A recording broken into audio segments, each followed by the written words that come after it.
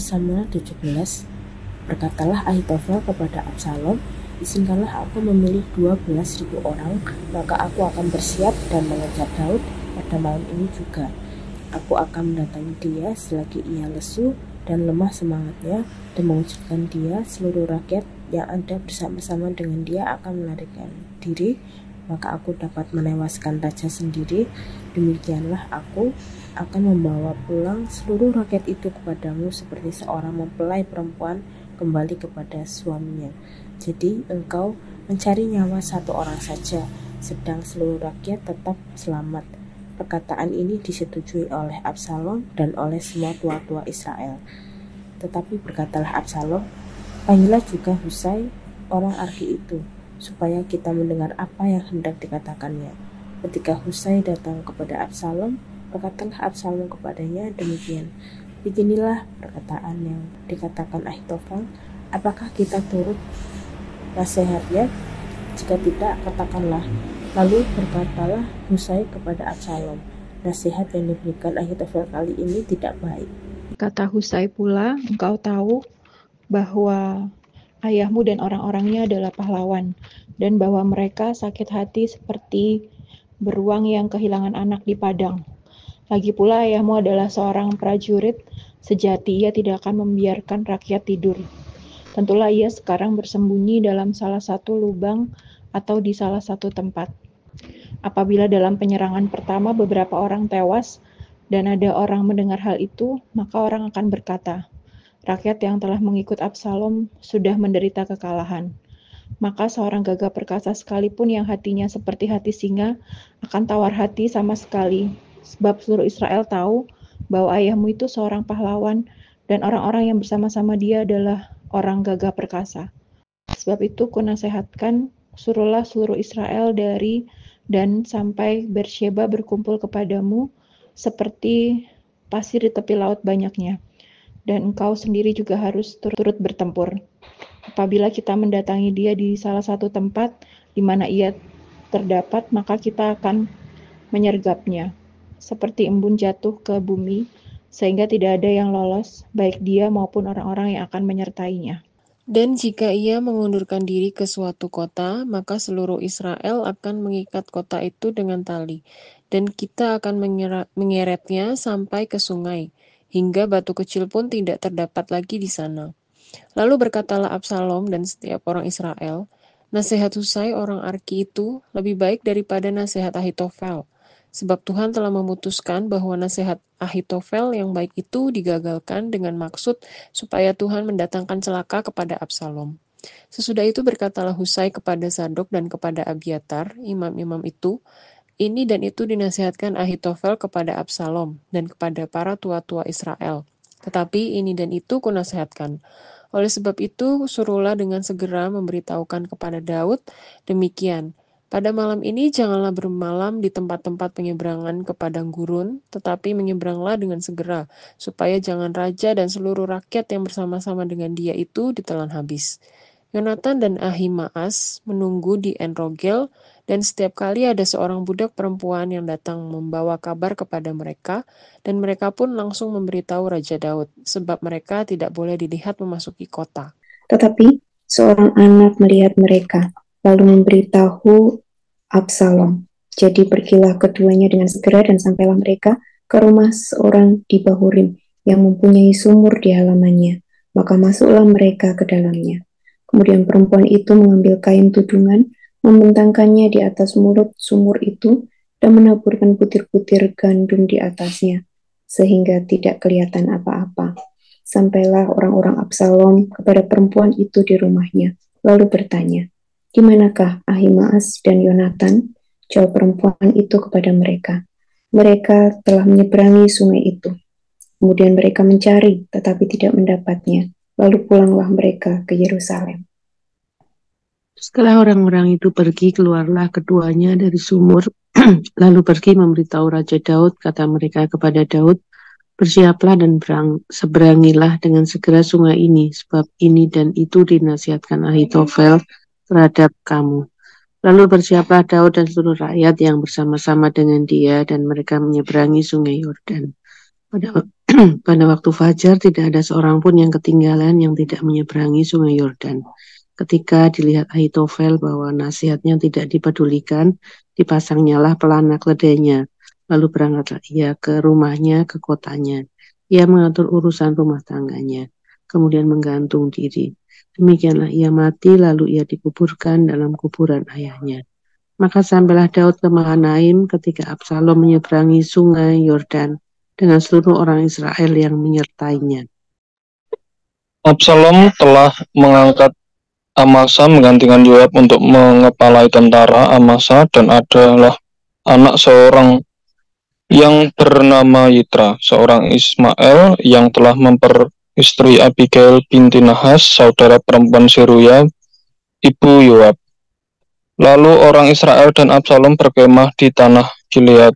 Ketika Daud tiba di Mahanaim, maka Sobi bin Nahas dari Raba, kota Bani Amon, dan Makir bin Amiel dari Lodebar, dan Barzilai orang Gilead dari Rogilim membawa tempat tidur, pasu, periuk, belanga, juga gandum, jelai, tepung, bertih gandum, kacang babi, kacang merah besar, kacang merah kecil, madu, dadih, kambing domba, dan keju lembu bagi Daud dan bagi rakyat yang bersama-sama dengan dia untuk dimakan, sebab kata mereka, rakyat ini tentu telah menjadi lapar, lelah, dan haus di padang gurun. Amin. Ya, terima kasih Bapak Ibu saya. 2 Samuel 17 ini masih mengisahkan prahara keluarga Daud ya, dengan salah satu tokoh utamanya adalah masih Absalom. Ada beberapa bagian dalam pasal ini. Yang pertama kita melihat bahwa di ayat 1 sampai 4 di situ ada nasihat Ahitofel kepada Absalom ya. Nah, Ahitofel ini begitu jahat sehingga dia menasihatkan Absalom untuk sesuatu yang keji, yaitu untuk membunuh Daud ayah Absalom. Ya, dia minta 12.000 orang untuk mengejar Daud malam itu juga. Jadi strategi dia adalah dia akan bersama pasukannya akan menyerang Daud yang dalam kondisi lesu, lemah, sehingga akan terkejut, dan harapannya seluruh rakyat itu akan melarikan diri sehingga Daud bisa dibunuh sendirian, dan Ahitofel akan membawa seluruh pengikut Daud ke Yerusalem dalam keadaan hidup ya. Jadi strategi ini efektif ya, hanya membunuh satu orang, pemimpinnya yaitu Daud, kemudian pengikutnya akan dibawa selamat ke Yerusalem sehingga itu bisa menambah kekuatan Absalom, kerajaan Absalom. Nah, strategi ini, nasihat Ahitofel ini efektif sehingga kita baca di situ di ayat 4 bahwa Absalom dan tua-tua Israel menyetujuinya. Nah, pada bagian berikutnya kita baca di ayat 5-14 itu Tuhan memakai Husai. Ada beberapa bagian dalam antara ayat 5-14 ini ya. Kita tahu bahwa Husai, orang Arki ini patok pada Daud. Di 2 Samuel pasal 15 yang lalu, kita melihat bahwa dia sahabat Daud, tetapi dikirim ke Absalom ya. Jadi untuk Daud menanam orang gitu ya, di musuhnya begitu. Tanda petik musuhnya ya. Nah, satu bagian dari ayat 5-14 ini kita melihat bahwa di ayat 5-6, di sini Absalom memanggil Husai dan minta nasihat. Jadi Tuhan memakai Husai, dia dibuat untuk dipanggil Absalom, dan kemudian Absalom minta nasihat kepada Husai. Dikatakan strateginya Ahitofel begini, menurut kamu bagaimana? Begitu. Nah, kita di ayat berikutnya, ayat 7-10, kita melihat narasi Husai yang disampaikan kepada kepada Absalom untuk melemahkan atau mematahkan nasihat Ahitofel. Di situ dikatakan bahwa di ayat 8 bahwa Daud adalah prajurit dan pahlawan yang sejati, sehingga akan selalu waspada bersama pengikutnya. Kemudian di ayat 9 juga dikatakan bahwa Husai mengatakan kepada Absalom bahwa Daud itu punya taktik yang bagus pasti dalam bertahan terhadap serangan musuh. dia akan sembunyi di sebuah lubang atau sebuah perlindungan sehingga nanti kalau ada serangan pertama oleh prajurit Absalom, kemudian ada yang terbunuh, dan itu didengar oleh rakyat Israel, maka akan ada masalah karena rakyat akan melihat bahwa pengikut Absalom sudah menderita kekalahan gitu. Nah, hal itu akan membuat tawar hati prajurit Absalom meskipun untuk seorang prajurit yang gagah perkasa sekalipun. Nah, di sini apa namanya narasi Husai ini untuk melemahkan nasihat Ahitofel. Dia menyampaikan sesuatu yang berat-berat, yang bahayanya, risikonya jika Absalom melakukan nasihat Ahitofel. Dan di situ setelah dia bisa meyakinkan bahwa musuh yang dia dari Absalom ini begitu kuat, begitu pandai, kemudian risikonya seperti apa. Nah, di ayat berikutnya, ayat 11 sampai 13, kita membaca bahwa Hussein memberikan nasihat kepada Absalom dan strateginya bagaimana. Jadi Hussein memberikan kepada Absalom suatu nasihat supaya mengumpulkan seluruh prajurit dari Dan sampai Bersebia, kemudian Absalom juga harus berperang di situ. Nah, kemudian nanti setelah seluruh rakyat menyergap Daud dan pengikutnya, di ayat 12, diharapkan tidak ada yang lolos. Kalaupun nanti Daud dan pengikutnya lari ke kota, maka rakyat akan mengurung mereka, akan mengikat kota itu dengan tali, menyeretnya ke sungai, sampai tidak ada batu kecil pun di sungai itu ya. Di ayat 13 dikatakan begitu. Jadi di sini perkataan Hussein ini agak hiperbol ya, sahabat. Saya lihat di sini ya, agak melebih-lebihkan begitu. Nah, tapi itu salah satu upaya untuk meyakinkan Absalom bahwa strateginya akan berhasil. Dan kita baca di bagian berikutnya ayat 14 bahwa Absalom menyetujui nasihat Husai itu karena campur tangan Tuhan. Nah, Bapak Ibu Saudara, bahwa Absalom melihat bahwa nasihat Husai ini lebih baik, dipandang lebih baik daripada nasihat Ahitofel. Meskipun sebetulnya nasihat Ahitofel lebih efektif, lebih efisien sebetulnya ya. Tetapi karena campur tangan Tuhan, maka nasihat Husai yang kalah efektif ini dipakai oleh Absalom karena campur tangan Tuhan. Ini semua adalah rencana Tuhan untuk melindungi Daud dan menghukum Absalom. Jadi Tuhan memakai cara untuk menggagalkan nasihat yang baik Ahitofel dengan nasihat Husai. Tuhan membuat suatu rencana pada titik-titik yang kritis karena strategi ini sangat sangat menentukan nanti ke depannya. Apa yang dinasihatkan oleh dua orang yang saling bertentangan ini akan sangat menentukan berikutnya. Dan Tuhan memakai titik itu sebagai rencana untuk melindungi Daud. Nah, pada bagian berikutnya di ayat 15 sampai 22 kita mendapati di sini perlindungan Tuhan bagi orang-orang yang dipakainya. Ya, Husai bekerja sama dengan Sadok dan Abiatar di ayat 15 sampai 16 supaya mereka memberitahukan kepada Daud agar tidak bermalam di tempat-tempat penyeberangan padang gurun sehingga selamat. Dan di sini juga Sadok dan Abiatar melibatkan anak mereka yaitu Yonatan dan Ahimas. Mereka menunggu di Enrogel. Mereka tidak boleh masuk dalam kota dan mereka juga menggunakan memanfaatkan budak-budak perempuan sebagai informan ya. Jadi di sini kita bisa melihat ada sekumpulan orang yang bekerjasama sebagai tanda petik mata-mata begitu dan mereka melakukan suatu kerjasama yang bagus sehingga rencana-rencana mereka yang baik bisa sampai ke Daud. Tetapi rencana tidak semulus yang mereka bayangkan ternyata ya. Kita baca di ayat 18, terungkap juga oleh seorang anak yang melihatnya. Dan anak itu melaporkan kepada Absalom apa yang dilihatnya. Nah, disinilah dalam kondisi yang bahaya ini kalau Yonatan dan Ahimas ini ketangkep, maka bisa jadi ya rencana ini akan gagal total begitu. Tetapi kita tahu semua bahwa rencana Tuhan tidak ada yang bisa menghalangi. Dalam kondisi bahaya tersebut, Tuhan punya cara untuk melindungi Yonatan dan Ahimas ya.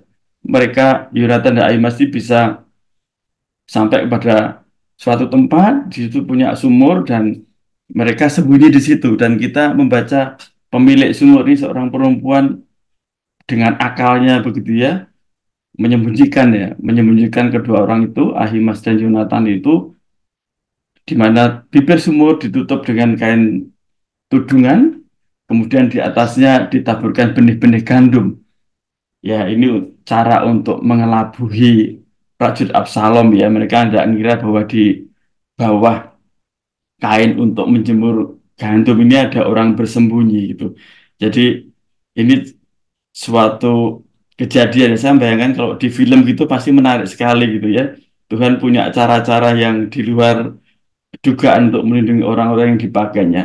Dan karena perlindungan Tuhan itu, maka Ahimaaz dan Yonatan selamat. Kemudian eh, mereka bisa menyampaikan kabar kepada Daud ini dan itu, sehingga Daud beserta pengikutnya dapat selamat gitu ya. Nah, apa yang terjadi pada Ahitofel nih? Nah, penasihat Daud yang membelut kepada Absalom ini, dia melihat bahwa strateginya yang bagus itu tidak dipakai Absalom. Dia akhirnya kecewa, pulang, kemudian dia bunuh diri. Nah, ini akibat orang yang jahat ya, Tuhan menghukum dengan setimpal. Dan di bagian terakhir kita membaca di ayat 27 sampai 29, akhirnya Daud dan prajuritnya sampai ke Mahanaim setelah terlepas dari kejaran Absalom pada saat itu. Dan kita melihat di sini Daud dan orang-orangnya, prajuritnya dipelihara Tuhan dengan luar biasa melalui orang-orang di Mahanaim. Orang-orang di Mahanaim disebutkan di ayat 27, ini beberapa orang mereka menyediakan tempat tidur, bahkan menyediakan pasu, periuk, belanga, menyediakan alat-alat untuk memasak, kemudian juga ada gandum, ada jelai tepung, ada kacang babi, ada kacang merah besar, kacang merah kecil begitu. Jadi lengkap sekali. Kemudian juga ada makanan yang berkualitas ya, madu, dadih, kambing domba, keju lembu. Ini makanan-makanan dan minuman yang berkualitas, yang berprotein tinggi, sehingga ini bisa memulihkan Daud dan juga prajuritnya yang kondisi lelah dan lemah ini menjadi semakin kuat begitu. Nah, mereka berkata nih, orang yang mengasihi Daud dan prajuritnya, rakyat ini tentu telah menjadi lapar, lelah dan haus di padang gurun. Jadi mereka melihat kondisi Daud dan pengikutnya, mereka menyediakan makanan yang berkualitas tadi, sehingga mereka berharap bahwa Daud dan prajuritnya segera pulih. Ini kasih yang ditunjukkan orang-orang tersebut di Mahanaim, dan mereka dipakai Allah untuk memelihara Daud dan prajuritnya. Nah, Bapak Ibu Saudara, ini kisah yang begitu luar biasa ya. Dari sini kita mendapatkan amanat bahwa Tuhan senantiasa melindungi orang-orang yang berkenan kepadanya. Daud dan prajuritnya, kemudian Husai dilindungi Tuhan sehingga tidak terbongkar penyamarannya. Kemudian Abiatar dan juga eh, Sadok juga dilindungi Tuhan. Yonatan dan eh, Ahimaaz yang orang-orang yang sangat sentral ya dalam apa rencana ini juga dilindungi Tuhan dalam waktu yang sangat terancam itu diselamatkan ya. Jadi orang yang berkenan kepada Tuhan dilindunginya dengan cara Tuhan. Kemudian amanat yang kedua adalah Tuhan juga memakai orang-orang pilihannya untuk menjalankan rencananya. Tuhan memakai Husai, Tuhan memakai Sadok dan juga Abiatar, Tuhan memakai anak-anak mereka, Tuhan memakai perempuan yang tidak dikenal oleh Yonatan dan Ahimaaz untuk melindunginya juga. Tuhan memakai orang-orang di Mahanaim untuk memelihara Daud dan prajuritnya, untuk mengasihi mereka, sehingga Daud dan prajuritnya punya makanan, minuman, dan bisa memulihkan tenaganya. Nah, sekarang buat kita renungkan, apakah saudara dan saya adalah sudah menjadi orang yang berkenan bagi Tuhan, sehingga kita juga senantiasa mendapat perlindungannya yang ajaib. Kemudian juga apakah saya dan saudara juga bersedia dipakai Tuhan menjadi alat Tuhan dalam menjalankan rencananya, yang baik. Terima kasih, Tuhan berkati. Amin. Perlindungan Tuhan itu nyata buat setiap kita yang taat, yang setia, yang mengikuti perintah Tuhan dan yang diurapi oleh Tuhan. Tuhan selalu menolong. Kita percaya dalam setiap musim hidup kita, Tuhan ada di dalam kita.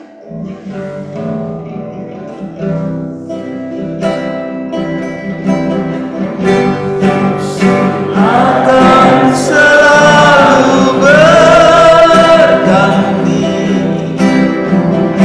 kasih Tuhan tetap abadi,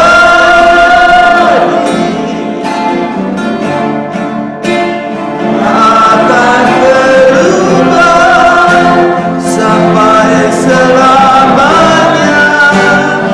Tetap percaya, yakin Tuhan memberkati,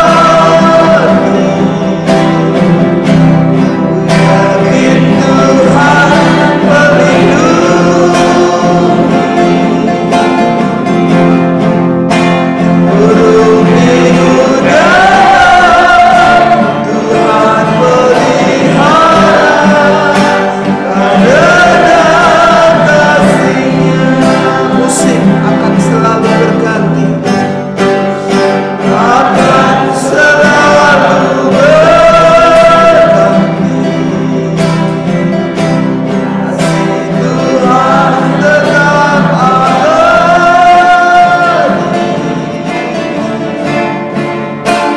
akan berubah sampai selamanya.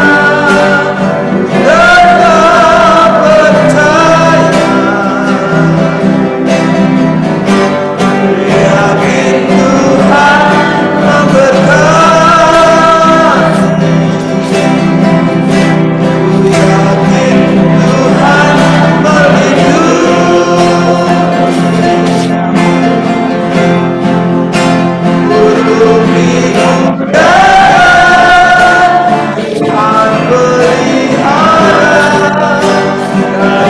karena kasih-Nya. Tuhan selalu, Tuhan selalu menolong, selalu menjagaku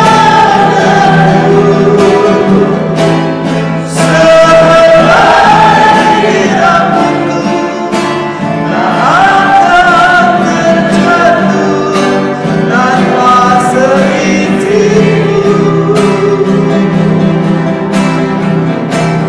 Tuhan selalu menolongku, selalu menjagaku. Dia mengenyangkanku dan memeliharaku seumur hidupku. Kadang-kadang Tuhan izinkan masa-masa sulit terjadi dalam hidup kita. Bahkan masa-masa bayang-bayang maut ada di dalam kita seperti Daud. Tapi kita percaya perlindungan pemeliharaan Tuhan nyata.